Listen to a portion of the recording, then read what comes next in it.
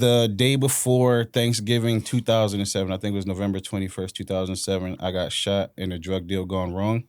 Someone shot in through the window and hit me in my femoral artery in my left leg. I'm a former Detroit police officer and rode with the One Percenter Motorcycle Club. During that time, I was involved in a lot of altercations. I had a gun shoved in my face. The trigger was pulled, and I got a plate under my left eye. I'm Manny Vitale, and this is my story.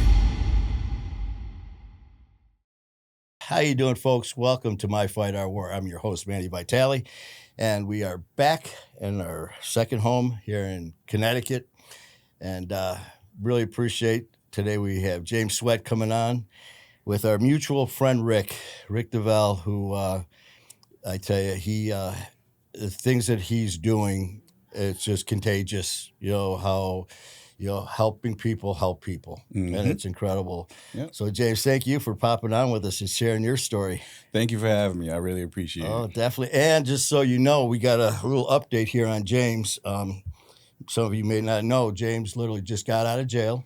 Oh, no. This is like recently. 2010. No, just recently, upstairs. Oh, yeah, you're right. Don't be trying to hide it now. You're right. See that? Yeah, James locked up. And, I did a hot five. He did, and he actually was in jail. Yeah. We have a studio upstairs that is actually a simulation of an actual cell. Yes, it's very real. It's very when real. He came around the corner, he was just like, oh. It brings back memories. It was so real. You got the bunk beds, you got the toilet right next to the bed, you got your little locker. They even got the whole shebang chips. The big bag, not even the little bag, the big bag. They had the summer sausages. You had the squeezed cheese in the mackerel packet. And they had that, and your fiance, she's just like, what's with the chips? Like, if you know, you know. If you know, you know. You know. But so I'm glad you're out. Me too. But seriously, man, this is something that we do from here. We've got our studio in Detroit as well. We can't do enough to help get the message out there about helping other people dealing with addiction, and not just ourselves, the people who are actively in addiction, but our families and friends, man, who are blindsided, man. One day, James is his son, this, brother's, coworker, a great guy, and all of a sudden these changes start happening we don't understand, and boom, he's in. What do you mean he's in jail? Yeah, and they get blindsided. Yep. So by some of these stories, we get to help them. So why don't we start out, man, just by telling people, who you are, where you're from. Okay, my name is James Sweat. I'm born and raised in New Haven, Connecticut. To keep it simple, I'm just the average guy. Just trying to make it in life, right? I'll give you a backdrop of where I'm from, where I grew up, and how I kind of ended up where I'm at today. Sure. Sound good? Yeah, let's start. How were things growing up for James? I grew up in New Haven, in Fairhaven, which is like a rough part of town, inner city hood. I went to private school. I went to St. Francis, which is a private school in New Haven. I got high honors and honors for most of my academic years, really intelligent. My father died when I was 13. He had a blood clot in his heart, and then that's when things kind of got rough. It was me, my mom, and my sister, and things got really tough for my mom. She had to take on the role of being both parents, paying the bills, and then watching my mom struggle. It kind of made me want to do something because, once your father's out the picture and you're the only son, they tell you you're the man of the house now. Right? How old were you at that time? 13. 13? Mm-hmm. Oh, man, that's rough. Right? So there was times where the lights got cut off. There was times we had to boil water on the stove, pour it in the bathtub just to take a hot bath. We didn't really have new clothes like that and kind of got tired of living like that. So when high school, I started selling weed, just to make some extra money, help out moms with the bills, and just to get some fresh clothes, go to school with a fresh T-shirt on and some new sneakers and not the cheap stuff, just wanted a fresh pair of Nikes, But I ended up going to University of Hartford. I graduated from Career High School in New Haven. I went to University of Hartford for a semester. After that semester, I couldn't go back because I still owed like $10,000 for student loans. So I got out. I ended up working dead-end jobs, but they really didn't pay, or I ended up quitting, and I really went hard with selling drugs. So I started hitting the streets a lot harder. In the course of that, man, I was making trips. We won't say that. We'll just say I was doing my thing. Okay, You were doing your thing. I was doing my thing, and then one night, the day before Thanksgiving 2007, I think it was November 21st, 2007, I got shot in a drug deal gone wrong. Someone shot in through the window and hit me in my femoral artery in my left leg. And my boy who was driving, he drove me to the hospital, but I bled out and died on the operating table. And then the doctors brought me back. I was in intensive care. I ended up getting out the hospital, but I didn't learn my lesson. You never really do, right?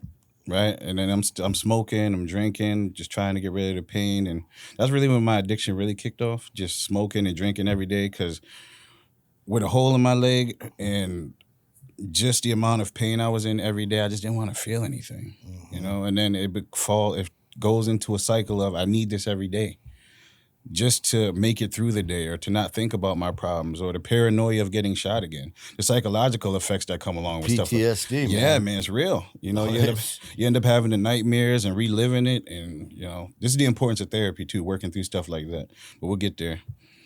So after I get shot, I get out the hospital, I hit the streets even harder, selling more drugs, committing different crimes. And I ended up getting arrested 2009. I think it was like 2009 was the very first time I ever got arrested. And I ended up getting 3 years probation. Then a few months later, in early 2010, I ended up violating probation because I got caught with a bunch of stuff. And it's all in my book too. We'll get to that too. But I ended up getting caught, ended up violating probation, getting sentenced to 18 months. Thank God, because if I would have got sentenced with, I think they offered me like 5 suspended after 3, and then they offered me like 3 after 18 months, and then my lawyer got it down to 18 months, no probation after. So I was like, cool, let me get that. What could you have gotten? Could have got a lot. All that stacked up. Because I had 3, I owed 3 for probation, and then I have 5 new felonies. I had possession 1,500 feet, intent 1,500 feet, possession of deadly weapon, no tint sticker. They gotta throw that in there.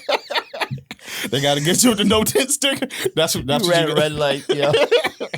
Right? They just tack on anything, but I owed 3, and then with each of them charges, no telling. I could have been doing 5 or better, right? Minimum. But 18 months, really good lawyer. The lawyer said that instead of me admitting to these new charges, I just admit that I violated probation, and I can get that. I can serve that time, because all that stuff will go under the violation of probation. So that was like a little loophole. For those of you who don't know, if you're on probation, admit to violating the probation, depending on how much time you have, and you can do that time as opposed to all these extra new charges, depending on if the state is willing to accept it. Gotcha, man. Right?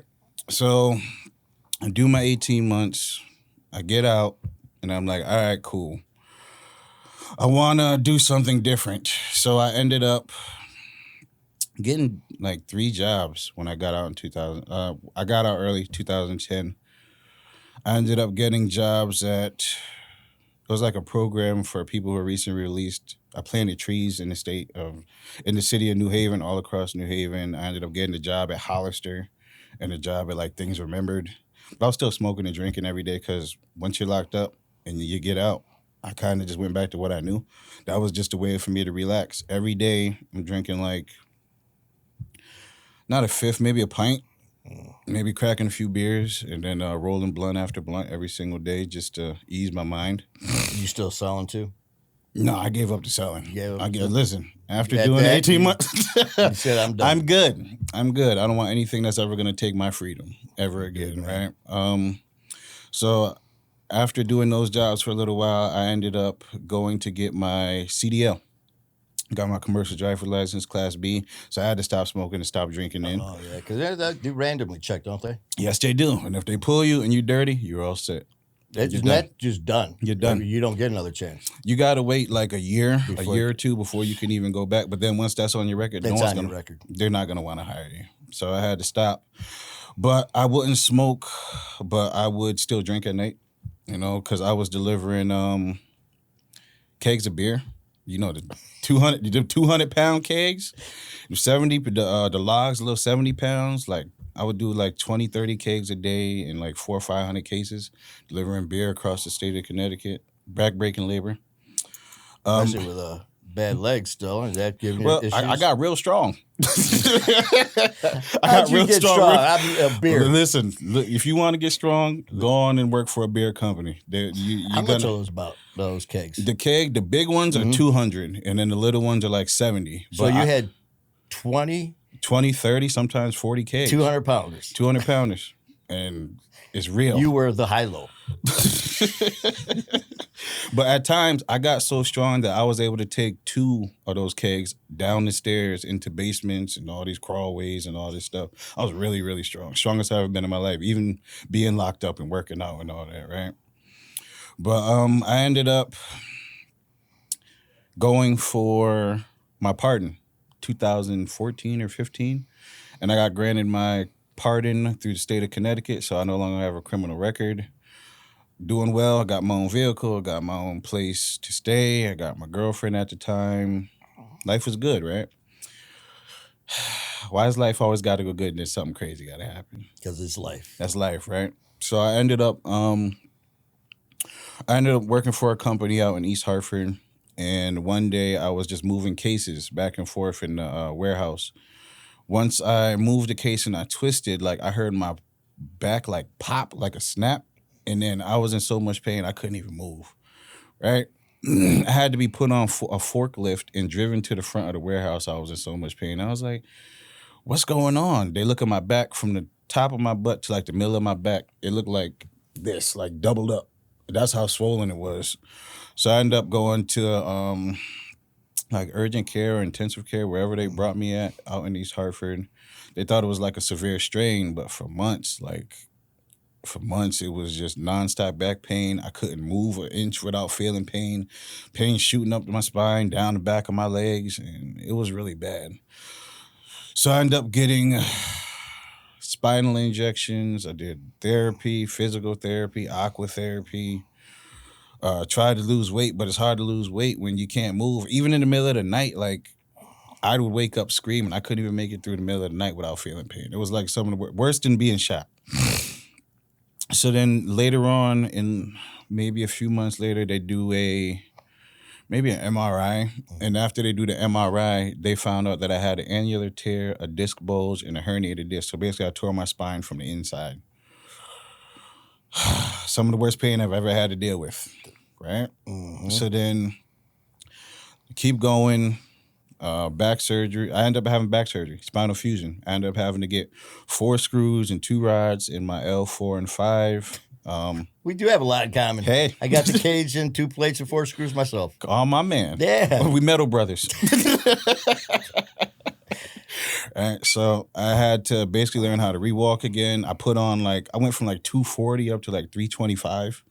I blew up because I couldn't move. I had to learn to rewalk again, aqua therapy, physical therapy, spinal injections, doctor after doctor.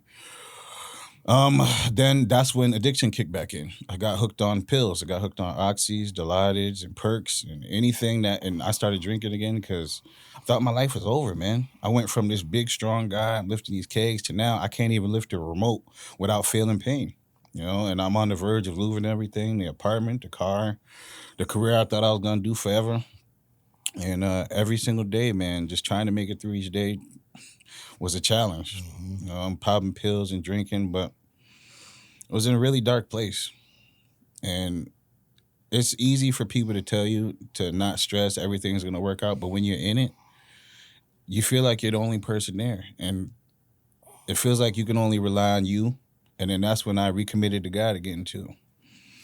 So I'll get to the recommitting of God. So while I'm hurt, I ended up getting, the day before Christmas 2020, I got a burning sensation in my back.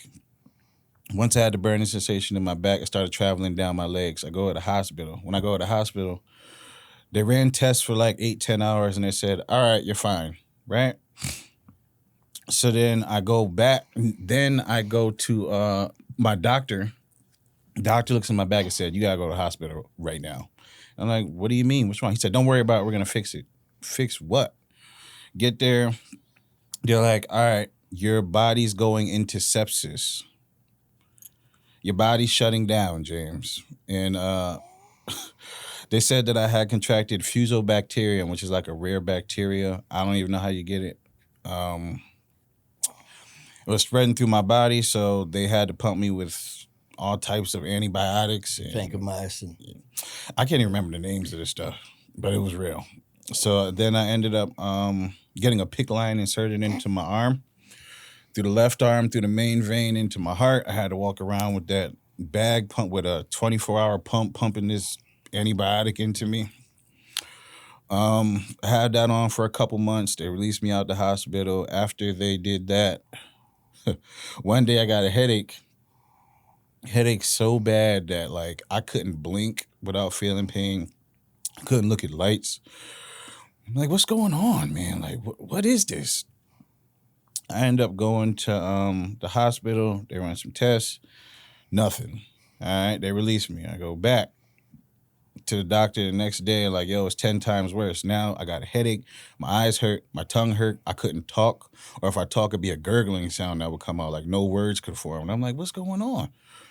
Man, they run an x-ray of my neck. When they run the x-ray, the PICC line that they put in here went into a loop in my neck, and it was creating a blood clot, and the blocker was about to have a heart attack and a stroke at the same time. And I'm like, yo, how can it get any worse? I just went through back surgery. I'm still learning how to walk again. I'm the biggest I've ever been. I'm about to lose everything I worked hard for.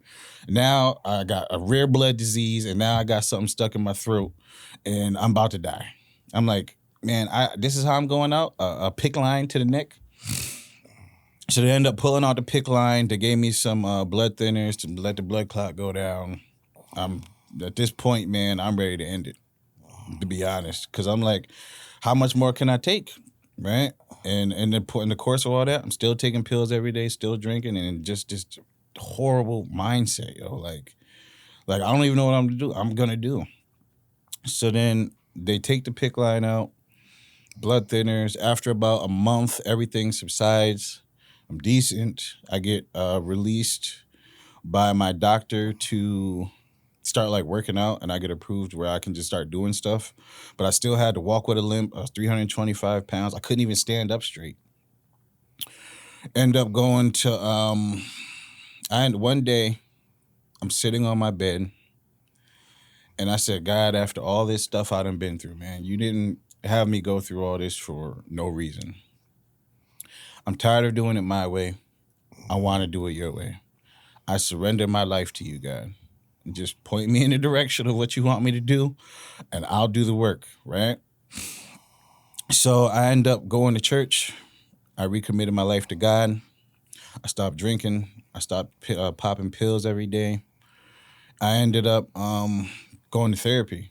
If you haven't been to therapy, I recommend therapy. Just because you go to therapy does not mean you're crazy. It does not mean there's something wrong with you. It means that you need someone to talk to who's not going to give you a biased opinion. You just need someone to listen to you and help you, guide you through all the trauma you've been through. Doesn't mean you're weak. Come on. Man, it means you're strong as hell. Mm-hmm. Because it takes a real man to sit down and say, you know what? Thank you. I'm not okay. And I need someone to talk to and help me figure this out. Thank you. Right? So I ended up going to therapy, really great therapy. I had 2 therapists. First one was like a few months. And then the last one was like a couple years, worked through the problems. And then in the course of that, I went from 320, 340, maybe 325, somewhere in there, to down to 260 in like 6 months. I changed my diet. I started working out. I was getting strong. I could walk, stand up straight. I couldn't believe it. And I think it was all because I asked God to step me back into my life, and I had an undying determination to succeed. After I lost the weight, went to therapy, committed to God, I still had to work. My therapist was like, what you gonna do for the rest of your life? I don't know. I can't lift nothing heavy forever, right? And that's all I knew was I was big, I was strong, I could lift stuff. So then she was like, put your brain to use. And that's when I put my brain to use. And that's when I came up with this mental ambition. right? I didn't go through everything in my life just to keep it to myself. With everything I've learned, I figured I'd put it in a very small book, 50 pages, about an hour and a half read. And mental ambition was that's how I thought of it. Like mental, if your mind's not right, you have nothing. Because once you lose that, what do you really have? You lose your motor skills, you lose your ambition, you lose the will to want to keep going. And mentally, for me to go through everything I've been through, I had to be mentally strong just to be able to get up every day. So, and an ambition, man, if you don't got the ambition, are you really going to strive and succeed towards anything? Okay, put it together. Mental ambition means to prepare your mind for any challenge and believe you can accomplish anything. And with God standing next to me, I think I can accomplish anything. So I wrote that book. Three main topics: understanding who you are, and fixing yourself, understanding people and your friends. Those three things shape who you are. And they have an influence on the decisions that you make, along with real life stories from my life to back up the things that I say. The back surgery stories in there, me getting shot is in there, doing my bid in there, um, getting arrested in there when I ended up having to do that 18 months. And it's a really cool book. A lot of people rock with it. It's on Amazon, Barnes and Noble, and Amazon, Barnes and Noble, and I made it in Walmart. I'm in Walmart. Hey, that's Hey, awesome, right? man. So from there, I was like, you know what? I want to help people. I'm pretty intelligent, not the smartest dude in the world, but I have been through enough in life where I could talk to some people and maybe guide them through finding different career paths or whatever. So I started to go to school to be a life coach. I became a certified life coach 2023. The book was out, and then I ended up walking around trying to promote my book. And for those of you who want to write books, I'm looking at the camera. For those of you who want to write books, do it, right? But just know that just because you write the book doesn't mean that it's going to be the New York Times bestseller. You're going to have to put that work in. If you're not well known in your city or in your state or across the world, it's going to be hard for you to get your book out there and have everyone want to buy it. That's free game, right? So do a podcast, start some type of other business where you can promote your products. Free game. All right, so I ended up going to a place out in Bridgeport. It's a Connecticut community for addiction recovery. And being a former person that has substance use disorder, I fell in love with the culture. It was a safe space. We had all recovery meetings. It was just a great vibe. I started volunteering there, giving back, giving people my books, talking to people, coaching people, helping people, that wanted to help. And I fell in love with that. I ended up applying for a coordinator position out in New Haven. And for a year, I worked as the center coordinator out in New Haven. And then after that year, recently, the end of 2024, I was just promoted to center manager. So now currently I run the Connecticut Community for Addiction Recovery in New Haven. So I get the opportunity to help people every single day. Everyone who wants to help, anyone who wants to help, our recovery coach, we provide resources. We sit down and help people with some of the most difficult times in their lives. If you need inpatient, outpatient, if you need support groups, if you just need someone to talk to because you have no one else to talk to, that's what we're here for. And I never thought that I'd be able to end up where I'm at right now. When I thought my life was over and I couldn't do anything physical, God said, "You're smart, use your brain." And when you just start doing things, God just leads the way. Faith without works is dead. No, You can have all the faith in the world. I'm going to be a millionaire. Yeah, but how? Exactly. If you never put in any work, how are you going to get there? You think someone's going to magically give it to you? Not doubting God, because God can do anything. But in the world that we live in, you got to put some type of work in. You got to have some type of product or some type of service that God can propel so that way you can reach your goals. And that's what a lot of people forget. That's what I tell people, man. I say, listen, if you can dream it, you can do it. Yep. But it takes more than dreaming it. Mm-hmm. Dreams are nice, man. We all got them. Yep. But if you don't do more with it, that dream's there for a reason. Yes, it is. So you do that, and some of the things that you were saying, man, and trust me, I wasn't laughing when you're talking about your back surgery. Here, I'm like, no, man, because I know that pain. I've had 3 back surgeries, and so I know what you're talking when you're laying there and you go to move, and it starts in your back, goes right through your butthole, down into your foot. Yep. Man, and then when you're talking about, I'm sitting there, I'm not feeling right, something's wrong.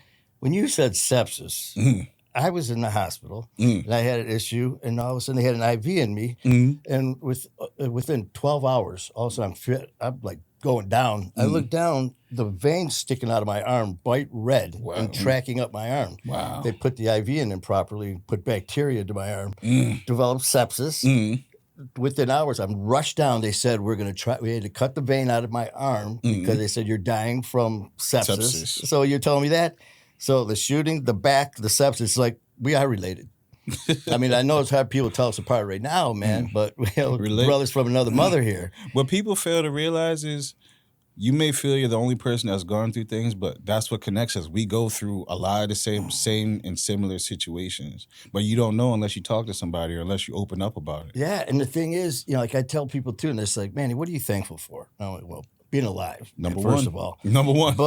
And then I said, man, I'm so thankful for addiction. And they're like, what do you mean you're thankful for addiction? If it wasn't for addiction, I wouldn't be sitting here talking to you. If it wasn't for addiction, I go, I'm not thankful for what happened, but for surviving it. Here we are. You have your own book. You've got your own podcast. You're life coach, peer coach. You're the director. I mean, you've got all these things that came from such a negative. Yep. And like you said, sometimes you just need somebody because you feel that unless you experience it firsthand, you don't know what it's like to be. People mean well. I know how you feel. You dealing with addiction? Well, no, but I know somebody who knows somebody. No, man, because addiction makes you feel like you are alone. Yep. And I had people tell me, well, so and so, man, he's got a big family and friends everywhere. He'll be all right. And you could be surrounded physically by people and be all alone. All alone. Because in addiction, your mind. like you said about your your mindset, and with your book, you got to use it. Yeah. And with everything you're doing, and that's exactly what you're doing. That time that you were locked up, were you? Because I've talked to some people when they're locked up. It's either a make it or break it. They go to jail, and it's like that pisses them off because got caught and all that. So instead of rehab and trying to come out on the better side, they come out pissed off, and usually that day they're back to the trap house doing whatever, or they make changes while they're in jail. I don't want to do this anymore. How was it for you when you were locked up? Oh, I didn't want to do it no more. So like when you walked in, you're like, this ain't for me. It was, to be honest, if I wouldn't have went to jail, I probably would have been dead. You said that. You said I had to go to jail, thank God. Because the way I was going, I was already shot. I was already too deep into the streets, and I wouldn't have been here. It gave me time to sit down and think and to use my brain. And then I started reading books, and like a book by Hill Harper, Letters to a Young Brother. Of course, I read the 48 Laws of Power. I read the Bible. And then I read a couple of other just miscellaneous books that I can't remember for right now. But I started praying more. I started working out. I said, I can look at jail one of two ways. I can be miserable that I'm here. Yeah, the food's trash. People are fighting over soups and summer sausages, and people are getting hit with locks in the sock in the head, and these court chips waking up at 5 a.m, 12-hour bullpen therapy. 16 hours sitting in the bullpen. But I could look at all the negative, or I could look at it as I got time away from all the distractions of life to work on myself. And that's what I chose to do. And then being locked up, why would I want to be locked up, taking time out of my life to be around a bunch of other men and just some of the most chaotic and drama-filled stuff you've ever seen, like fights breaking out over a pack of ramen noodles. Or someone spelled a word wrong on Scrabble, and they said that that's not a word, and yes, it is, and a fight break out. It's the most simplest things. And ever since then, I was like, I don't want to do this no more. Yeah, and something like that, and some people, because I've talked to a lot of people on the show, man, who've gone and said that they were better off. They had it was like they knew people locked up. It was like coming back home again. Drugs. Talk about drugs. I'd get more drugs while I was locked up. I was, they knew who you knew in there that you were running with on the street, Yep. and it was all about what you knew, who you knew, Yep. and stuff like that as well, man. But to think that, like you said, time, that's something you'll never get back. Nope.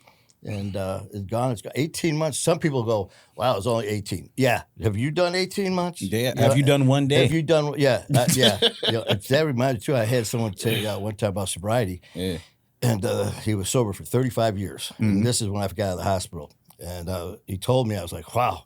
He goes, well, how about you? And I go, how long you been sober? And I go, I kind of laughed. I go, a month, 30 days. I kind of laughed. He goes, why'd you say it like that? I go, man, you've been sober 35 years, man. And I go, it's only been 30 days. I kind of laughed again. Goes, what's so funny about that? He goes, when's the last time you were sober for 30 days? I go, and he's getting serious now. We were just joking around. Now he's just like, and I was like, relax, dude. I was like, I can't remember. He goes, exactly. He goes, I had to be sober 30 days before I was sober for 35 years. There you go. And I was like, whoa, Then I started thinking about it. I was like, those little steps, man. It's like, it's that alone, that addiction that makes you think you're alone and you can't, do it. And it's addiction. And that's why, when some of the decisions that we make while you're in active addiction, some of the people that love us, our family and friends, they see these changes. And like we were talking before we started here, it's like, well, just stop. And if it was that easy, there would be no addiction. There you go. Thank God for you, man. You're strong enough. You used your mind, just like that therapist said. What are you going to do now? You can't lift 200-pound kegs. There you go. Mental lifting. And now you're helping so many people, man, by sharing a terrible story. I mean, getting shot, sepsis, you're back, all this stuff. Jail. It's just... It's life. And again, here it is, misery, and we're helping people. It's just like, hey, man, I really enjoyed your story. It's like, I mean, you enjoyed it. It's like, well, no, not that. But it's when you can talk to people, like when we're doing, like with your show, and, no judgment. Man, we're busy judging ourselves every day when we get to that point when you're looking in the mirror. And that's why with your book, man, with the positivity, but more than just the rah-rah stuff, which is great. Everyone loves that. You're going to be fine. Give them the tools. And that's what you did in That's your what book. I did. Because you said what were some of the steps in there again to cover? Understanding who you are and fixing yourself. Understanding people that you come into contact with and your friends. Those three things shape up the way that your life is going to go and your mental trajectory. Like, if you don't, number one, you got to focus on you and you got to fix you. If everyone else in the world is going to come and go, but you're the only person you could walk with 24 hours a day, 7 days a week. So if you're not right mentally, physically, emotionally, are you really okay? No, you're not, right?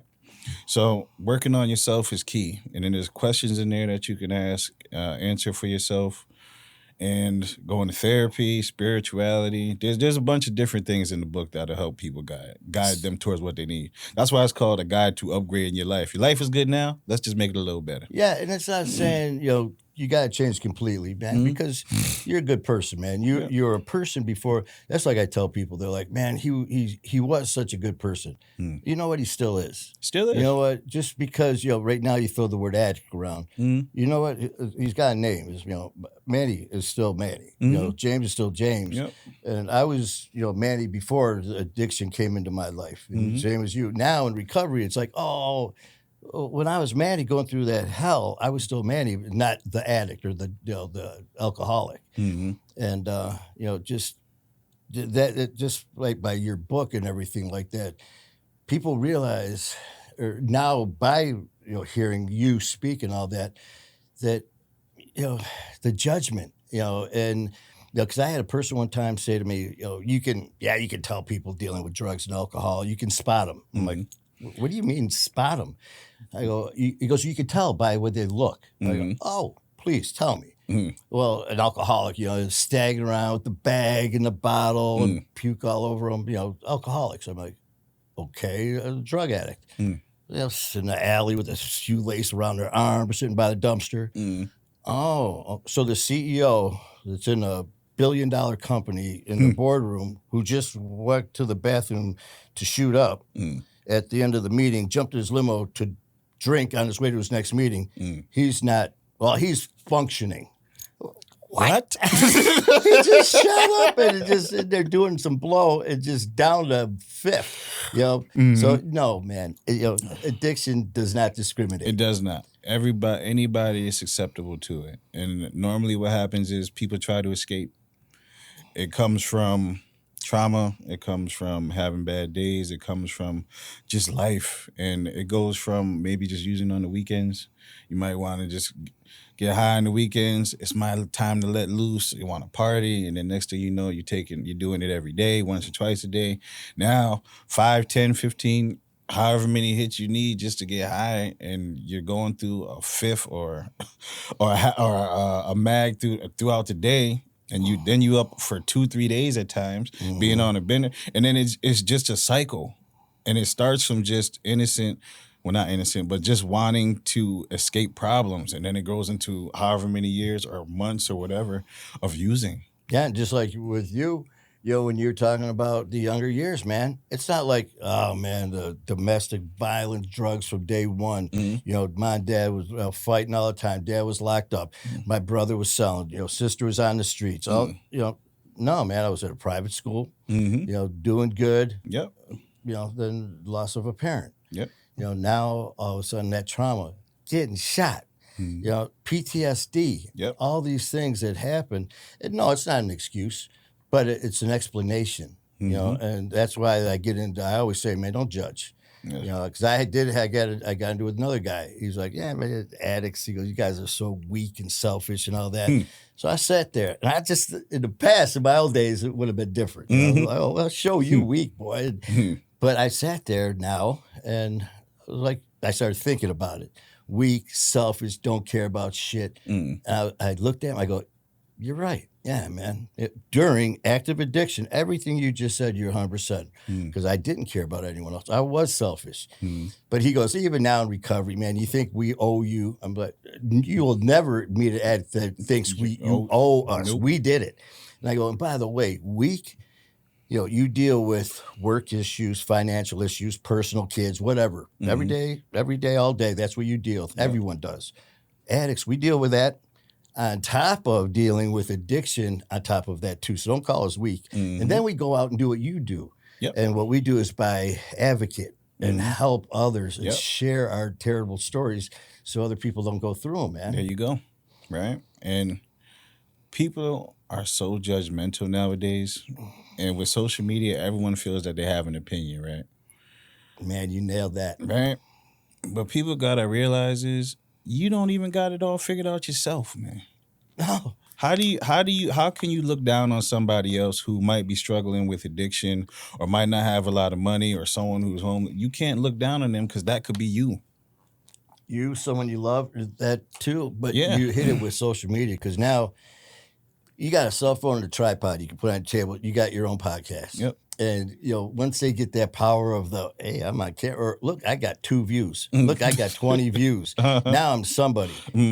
Well, yeah, they're watching you because you're talking like an ass, because you get just attention isn't all good. And very true. Man, because just like I learned doing this stuff, I mean, we do a lot of positive things.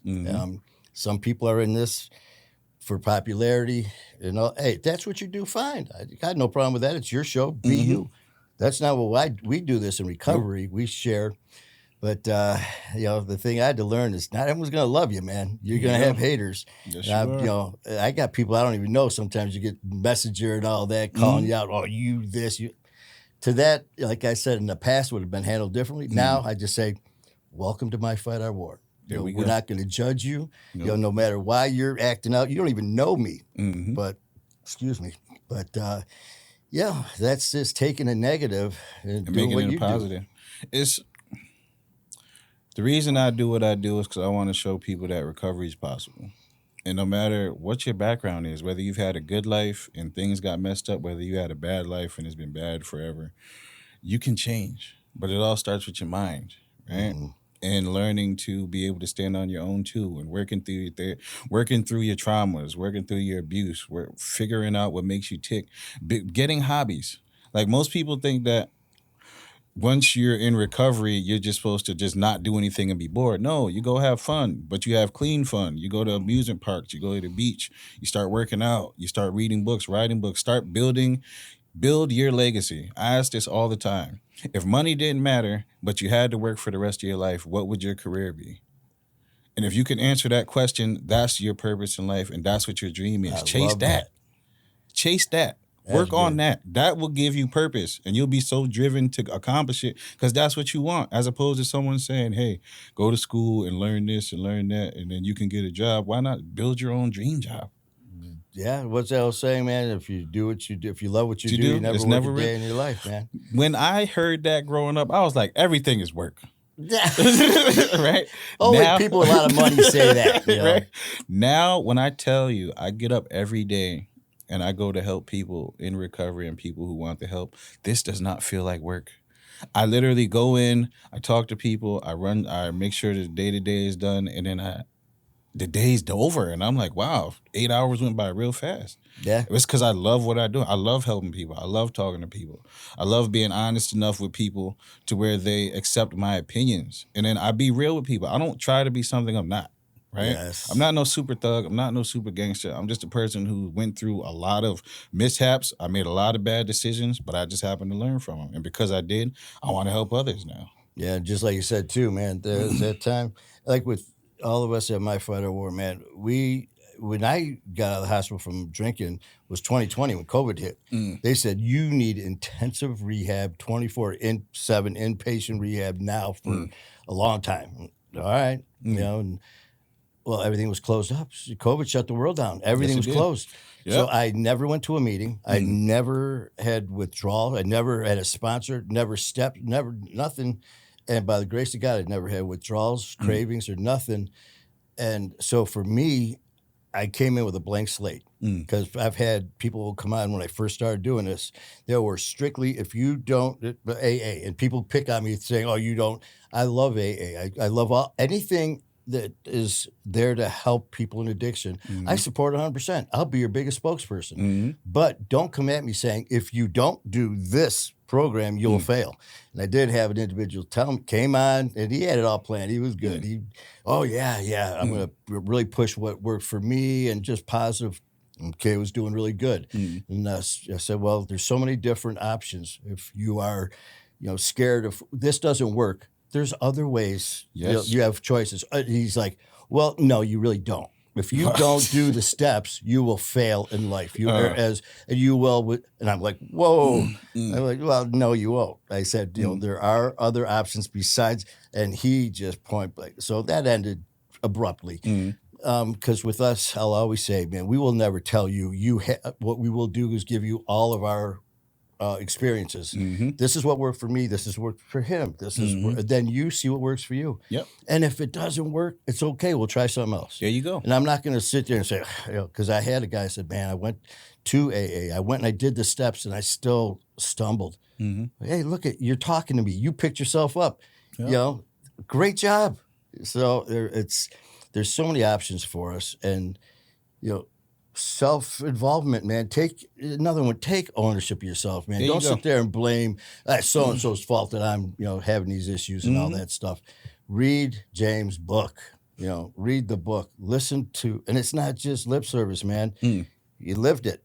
Real talk. It's real talk. It's easy as it gets, man. It's the realest talk. And with that, let's talk a little bit about your show. Okay. Give your stuff a plug, man. What's the name of your show? So the name of our podcast is Don't Judge Me But Podcast. It's on YouTube, Facebook, Spotify, pretty much any streaming platform that's available out there. It's with myself, James. We have Tierra. It was the real Tierra, T.IERA, and then Simply Bree. 2 E's for the Simply, and then the Bree, BREE. It's our podcast. It's basically general talk about things you don't want to be judged for. Everyone's so judgmental, but it's an opportunity for people to come up and talk about things that are bothering them, things they want to work through. We give it relationship advice, real life advice. We have fun, we joke, and it's Love just a really good podcast, and we're kind of small now, but we're still growing in numbers. But every Sunday, 5 o'clock Eastern Standard Time, come check us out. Oh, without a doubt. And we run stuff every Sunday. We drop ours at 7 p.m. Eastern Time. It's all recorded here. Then our producer Matt drops them on Sundays. Is yours all live? Oh, we all live. Oh, I love that. Listen, That's all I usually do. Listen, we do live because you just don't know. I love that because it's like, what.